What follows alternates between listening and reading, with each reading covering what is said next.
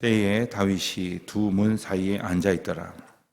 바수꾼이 성문 위층에 올라가서 눈을 들어보니 어떤 사람이 홀로 달려오는지라. 바수꾼이 외쳐 왕께 아뢰매 왕이 이르되 그가 만일 혼자면 그의 입에 소식이 있으리라 할 때에 그가 점점 가까이 오니라. 바수꾼이 본즉 한 사람이 또 달려오는지라.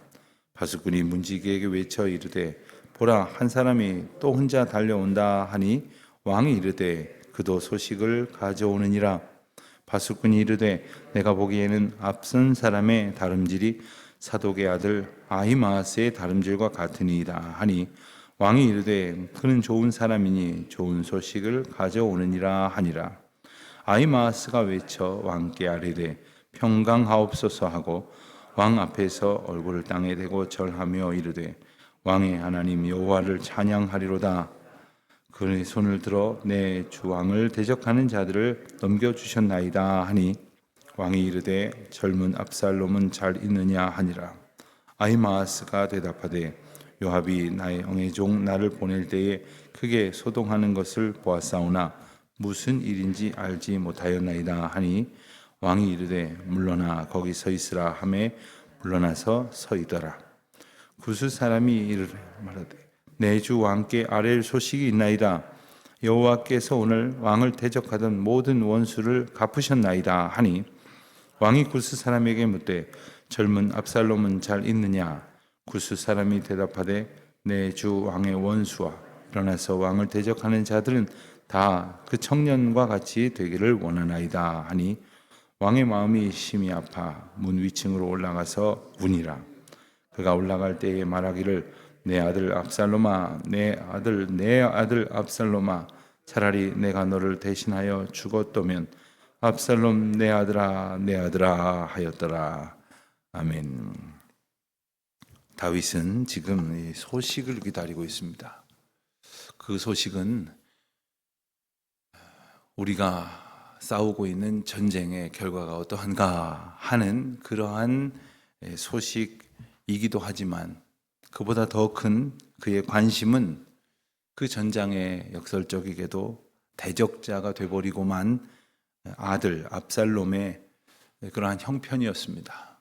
전쟁은 이겨야겠는데 압살롬은 극심한 그러한 염려 가운데서 생각하고 떠오르기를 무사했으면 하는 그러한 이율배반적인 그러한 생각을 하고 있습니다. 다윗의 그 마음이 어땠을까 하는 생각을 해봅니다. 요즘 같으면 뭐 소식이라는 게 즉각적으로 전해지죠.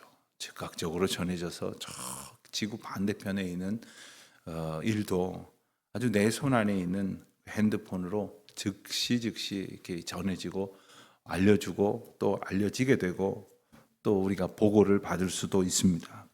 다윗은 오래도록 기다렸습니다. 다윗은 간절한 마음으로 기도하였을 것입니다. 오늘 본문을 보니까 다윗이 두 문 사이에 앉아 있었더라 했습니다.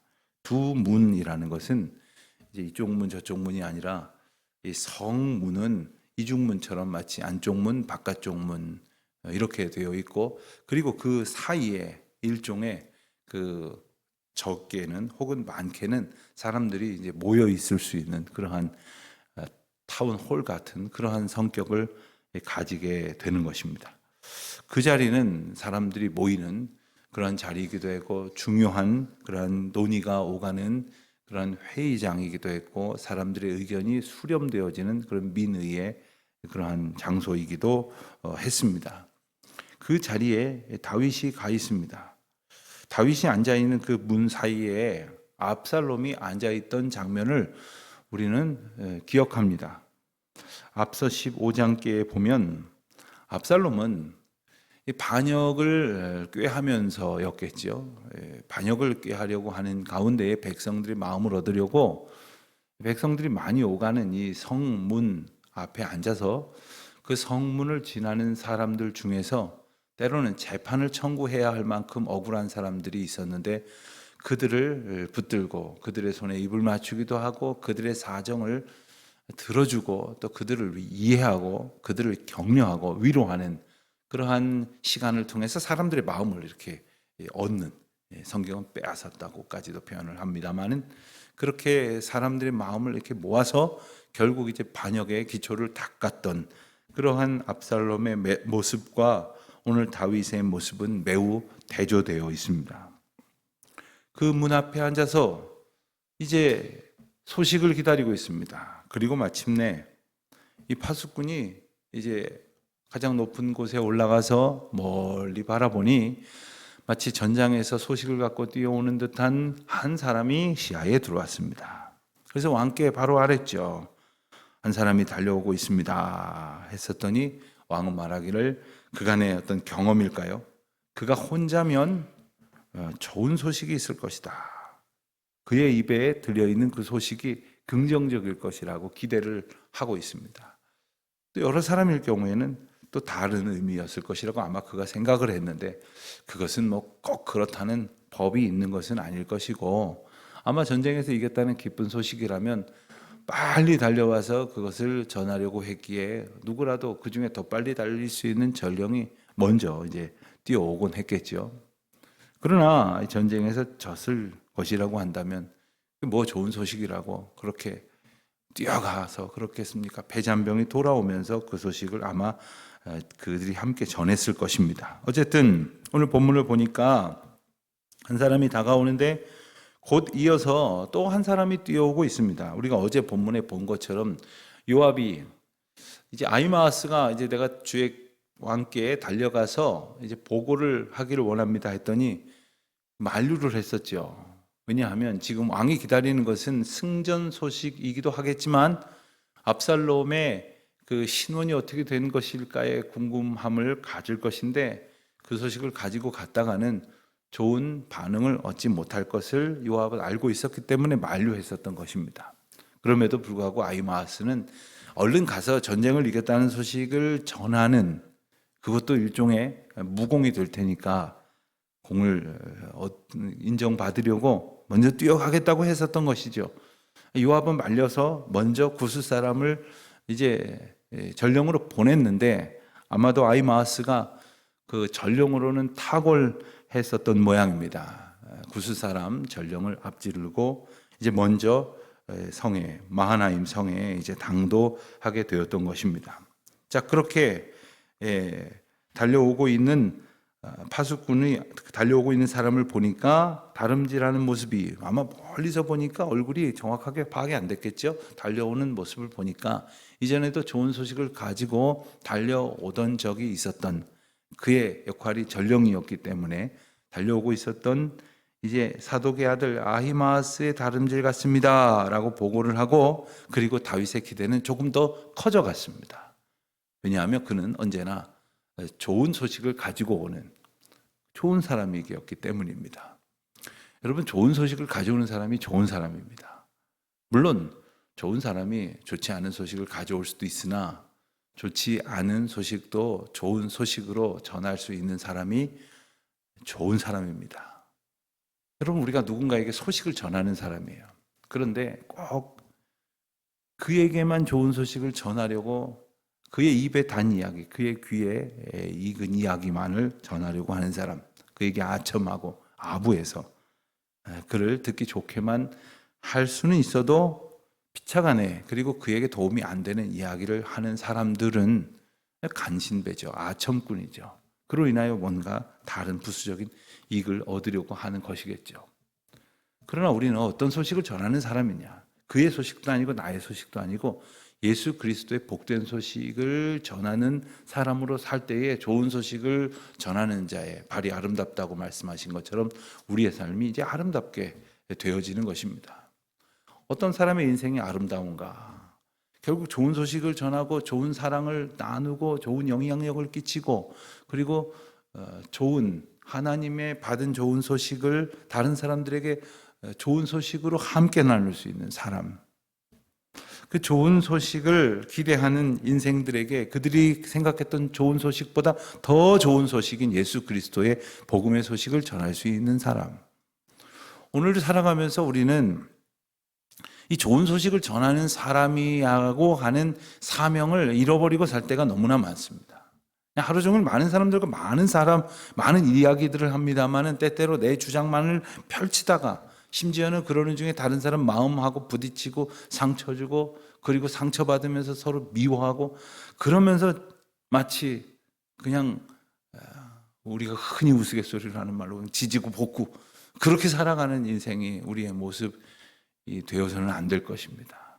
언제나 하나님께서 좋은 소식을 주시는데 우리가 매일 아침 좋은 소식을 좋은 말씀으로 하나님 앞에 받고 그리고 읽고 묵상하고 세상에 나아가서는 조금 더 좋은 소식을 나누지 못한다고 한다면 우리는 하나님께서 사용하시는 좋은 소식을 전하는 자로 살지는 못할 것입니다. 오늘 본문에서는 전쟁을 이겼느냐 졌느냐 다윗에게 다윗이 듣고 싶은 이야기를 했느냐 안 했느냐에 초점이 맞춰져 있는 것 같으나 이 말씀을 통하여 우리가 한평생 좋은 소식을 듣게 하신 하나님의 은혜 앞에 합당하게 살아가는지를 깊이 생각을 해봐야 할 것이겠습니다. 29절 말씀을 보니까 다윗이 물었습니다. 젊은 압살롬은 잘 있느냐? 아히마아스가 아마 이때 당황을 했을 것 같아요. 아히마아스는 빨리 가서 전쟁에 이겼습니다. 압살롬이요? 물론 죽었죠. 이렇게 아무 생각 없이 말하려고 했는데 요압이 만류했던 이유가 이것이었구나 하는 생각을 비로소 했을 거예요. 전장에 이겼다는 그러한 것을 묻고 보고하게 됨으로써 함께 기뻐하고 기쁜 소식을 가져온 자로 그렇게 칭찬을 받을 줄 알았는데 젊은 압살롬은 어디 있느냐라는 질문을 먼저 받게 되었을 때 아히마아스는 이제 대충 얼버무리고 그 상황을 이렇게 슬쩍 모면을 하게 됩니다.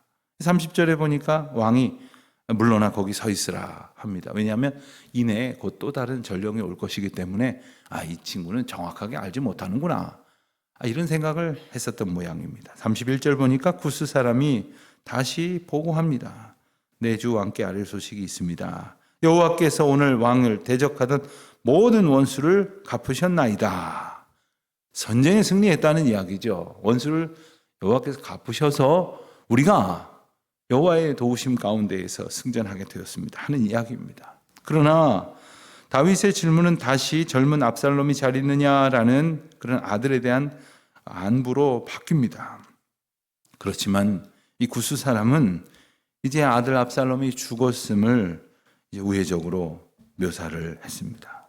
어떻게 됐습니까? 그 결과 33절에 보니까 왕의 마음이 심히 아파 다윗 왕은 마음이 심히 아프게 되었다. 그래서 위층으로 올라가서 울었다.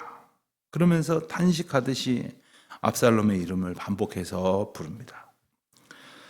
33절의 말씀을 우리가 아무리 읽어도 그 심정을 다 헤아릴 수는 없지만 정말 지금껏 살아봤던 압살롬의 다윗의 모습 중에서 가장 슬픈 장면으로 분명히 성경은 묘사하고 있는 듯합니다. 비록 자기가 죽인 것은 아니지만 다윗은 생각했을 것입니다. 자기 때문에, 자기의 죄 때문에, 그리고 자기가 저지른 죄의 결과로 경고된 하나님의 징계의 메시지 가운데에서 이제 내 사랑하는 아들이 죽게 되었다.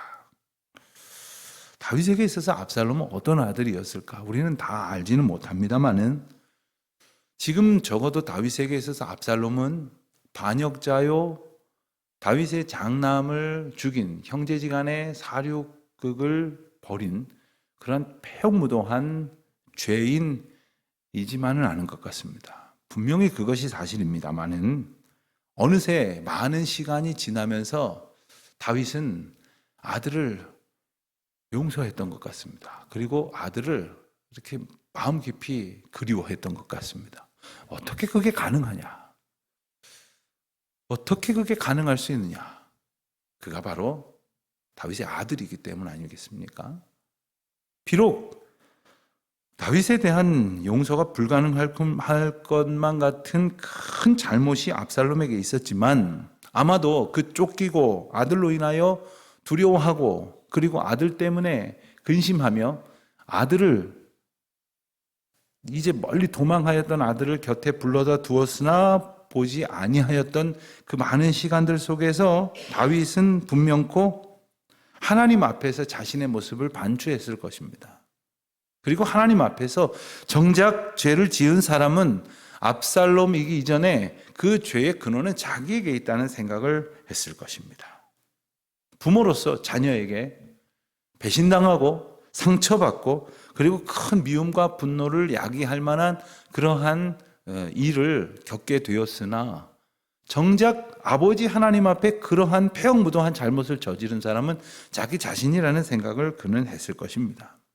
그래서 분명히 그는 아들 압살롬에게 분노하고 그리고 그로 인하여 마음에 진정할 수 없을 만큼의 상처를 받았다고 할 수 있으나 정작 자기 자신이 하나님 앞에 하나님을 분노케 하고 하나님에게 크게 상처와 아픔을 고통을 남긴 자라고 하는 사실을 비로소 깨닫게 되었을 것입니다. 여러분, 우리가 누군가를 이제 용서할 때는 내가 무슨 그걸 용서하겠어, 내가 사실은 더 큰 죄인이지 라는 식의 생각, 혹은 나는 더 큰 죄도 용서받았는데 내가 왜 이것을 용서하지 못하고 있겠는가 하는 자성이 일어날 때 비로소 가능한 것입니다. 내가 의인이라고 생각하는 순간 우리는 누구도 용서하지 않습니다. 오히려 죄를 발견할수록 끝까지 정죄하고 판단하고 그를 향하여 교훈한다고 하면서 질책할 뿐일 것입니다. 그러나 다윗은 오늘 부모로서 자녀를 사랑하고 용서하고 그리워하고 그 슬픔 가운데 애통해 하는 것은 그간의 모든 그에게 있었던 그러한 분노와 배신당함으로 받았던 상처와 이 모든 것들이 하나님 앞에서 새로운 소망, 그리고 아들을 향한 사랑, 그리고 자기 죄를 보게 되어짐으로써 주님 앞에 드렸던 이 자복의 결과로 온전히 바뀌어지게 됐다는 것을 우리가 보게 됩니다. 하나님 앞에서 다윗은 그야말로 자기 죄를 보았을 것입니다. 그리고 일찍이 나단이 지적했던 것을 통해서 회개의 길로 들어서게 되었고 회개함으로써 하나님께서 정한 마음을 창조하여 주시는 은혜를 경험하게 되었지 않습니까? 그렇게 그는 날마다 하나님의 긍휼과 은혜를 구하는 사람으로 살았기 때문에 오늘 그는 이 큰 슬픔을 당하였으나 이것을 하나님 앞에 다시 내려놓게 되는 것이고, 이 시편에도 보면 이 일 가운데에 이 압살롬을 잃고 그리고 지은 노래들이라든가 이 극한 슬픔 가운데서 부르는 찬양들을 보면 이 상황에 갇히거나 매몰되지 않고 하나님의 은혜와 긍휼과 도우심을 구하는, 그리고 주님이 건져주시는 은혜만을 바라보는 가운데에서 새 힘을 얻게 되어지는 다윗을 우리는 보게 됩니다. 우리가 다윗과 비교할 수는 없으나 저마다 제각각의 크고 작은 상처와 슬픔을 안게 됩니다. 그 가운데는 때로는 우리가 부모에게 정말 부모로서 자녀에게 최선을 다하고 정성을 다했으나 다윗 못지않은 아픔을, 상처를, 그리고 배신을 당하는 듯한 그러한 상황도 맞게 되어질 것이겠으나 그 결과가 분노와 고통일지도 모르지만 주님이 주시는 그러한 치유의 은혜, 그리고 주님이 우리를 낫게 하시고 싸매시는 긍휼의 은혜를 통하여 다시 일어나는, 다시 하나님의 은총으로 새로워지는 귀한 은총을 복을 얻는 저희 모두가 되시기를 주님의 이름으로 축원드립니다. 기도하겠습니다. 하나님 아버지, 사랑하는 아들 압살롬의 죽음 앞에서 눈물로 비통해하는 다윗의 마음을 저희들이 어찌다 해야 알겠습니까? 하지만 저희의 마음에 혹 이런 슬픔이 있더라면 다윗처럼 하나님을 의지하게 하시고, 이러한 아픔이 있더라도 그 아픔에 갇혀 몸과 마음이 상하도록 분노하는 것이 아니라 하나님 앞에 겸손히 저희 자신을 돌아보아 회개에 합당한 열매를 얻는 저희 모두가 되게 하여 주시옵소서. 오늘도 그와 같은 은총으로 저희를 살게 하여 주옵소서. 예수님의 이름으로 기도드립니다. 아멘.